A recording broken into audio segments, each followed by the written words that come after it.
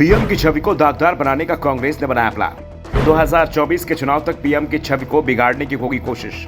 BJP को PM Modi की लोकप्रियता को नहीं लेने दिया जाएगा लाभ। 6 महीने से कांग्रेस ने अपनी रणनीति में बदलाव किया है। पहले कांग्रेस नेताओं को सख्त हिदायत दी जाती थी, बीजेपी नेताओं के खिलाफ बोलना है, मोदी सरकार की नीतियों पर निशाना साधना है, लेकिन पीएम के खिलाफ बोलने से बचना है, क्योंकि पीएम के खिलाफ दिया गया बयान उल्टा कांग्रेस पर ही भारी पड़ जाता है। बीजेपी उस बयान का फायदा उठा लेती है, और अगर बयान किसी राज्य के चुनाव के समय दिया गया हो तो बीजेपी कांग्रेस नेता के बयान पर ही पूरा चुनाव लड़ जाती है और चुनाव का नैरेटिव बदल देती है। लेकिन 6 महीने से कांग्रेस ने अपनी रणनीति में बदलाव किया है और अब पीएम मोदी कांग्रेस नेताओं के सीधे निशाने पर हैं। कोई भी मुद्दा हो, कांग्रेस के निशाने पर पीएम ही आ जाते हैं। कभी मणिपुर मामले में, तो कभी चीन के मामले पर, तो कभी नेहरू म्यूजियम मेमोरियल का नाम बदलने पर। कांग्रेस नेता अब सीधे पीएम मोदी पर निशाना साध रहे हैं।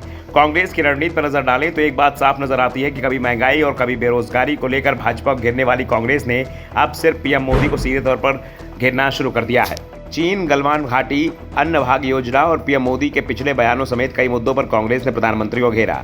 कांग्रेस अब पार्टी या केंद्र सरकार पर सवाल नहीं उठाती, बल्कि सीधे पीएम मोदी पर निशाना साध रही है। पार्टी को लगता है कि पीएम की छवि को नुकसान पहुंचाकर शायद वो अपने मकसद में कामयाब हो सकती है। पिछले कुछ दिनों में ही पीएम को लेकर कांग्रेस ने कई मुद्दों पर निशाना साधा है। हाल ही में कर्नाटक में कांग्रेस सरकार बनी है।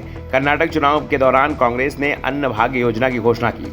इस योजना के जरिए 1 करोड़ 28 लाख बीपीएल को फायदा मिलना था, लेकिन फूड कॉर्पोरेशन ऑफ इंडिया को केंद्र की तरफ से गेहूं और चावल राज्य सरकार को बेचने की जगह प्राइवेट ट्रेडर्स को बेचने का आदेश दिया गया।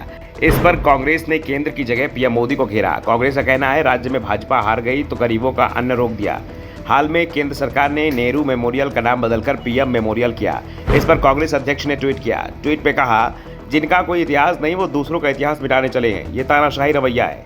3 साल पहले लद्दाख के गलवान में भारत और चीन के सैनिकों के बीच टकराव हुआ था, जिसमें भारत के 20 जवान शहीद हुए। भारत ने दावा किया कि चीन को इससे कई गुना ज्यादा नुकसान पहुंचा है, लेकिन चीन ने पहले तो इस बारे में चुप्पी साधे रखी है और महीनों बाद बताया कि उसके आंकड़ों पर चीन के लोगों को ही भरोसा नहीं हो रहा था। इस पर कांग्रेस का कहना है कि पीएम मोदी ने चीन को क्लीन चिट दी है, लेकिन अब भी वहां स्थिति सामान्य नहीं हुई है।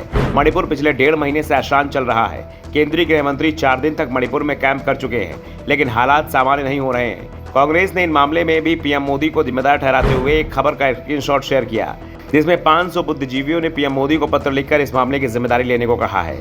साफ है, कांग्रेस 2024 के चुनाव में नई रणनीति के साथ चुनाव मैदान में उतरने की तैयारी में है। पार्टी की पूरी कोशिश है कि बीजेपी पीएम मोदी के जिस छवि को बनाने की कोशिश करती है, उस छवि को ही नुकसान पहुंचा दिया, जिस कारण बीजेपी को पीएम मोदी के नाम का कोई लाभ नहीं मिल पाए। और इसी के चलते राहुल गांधी से लेकर कांग्रेस के हर नेता के निशाने पर पीएम आ चुके हैं। और अब इस बात के साफ साफ संकेत मिल रहे हैं कि आने वाले दिनों में कांग्रेस नेताओं के निशाने पर पीएम मोदी ही रहेंगे, क्योंकि मोदी राज में बीजेपी के पास अब कोई दूसरा नेता नहीं बचा है जिसकी स्वीकार्यता पार्टी कार्यकर्ताओं के बीच हो। Bureau report, the Navdarpan news.